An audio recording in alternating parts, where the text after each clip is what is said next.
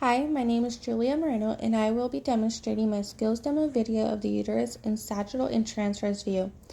I start by disinfecting the probe and placing a paper towel over the pants area to protect the patient's clothes from the gel.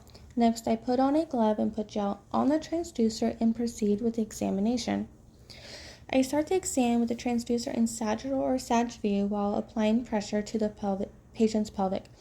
The first image of the sag uterus is to look for the uterus with the endometrium. I then freeze the image and then annotate sag uterus, and then I save the image. While the image is still frozen, I measure the length and the width of the uterus. After that, I apply color Doppler to the uterus to show vascularity of the uterus. In this image, you can also see the bladder jet light up, which means the bladder is filling.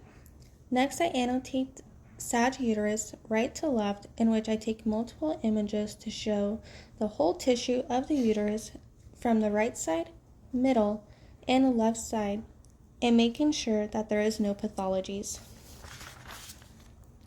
Next, I find the best image of the endometrium, which is located in the center of the uterus. I then annotate the image sag uterus / endometrium, and then continue to measure the endometrium's thickness.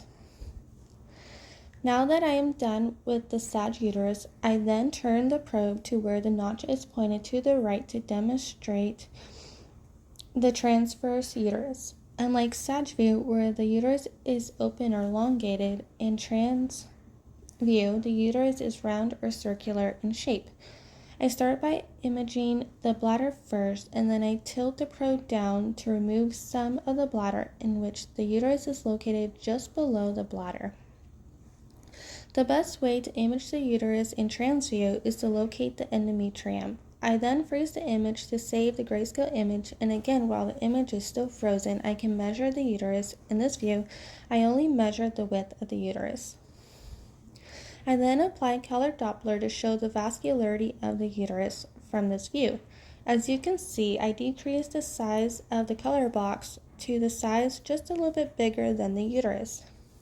Next, I annotate transuterus superior to inferior, in which I take multiple images from superior to inferior, or top to bottom, again showing the whole tissue of the uterus from this view, as well as looking for any pathologies.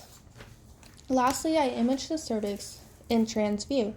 The cervix is located inferior to the uterus or below the uterus, but superior or above the vaginal canal.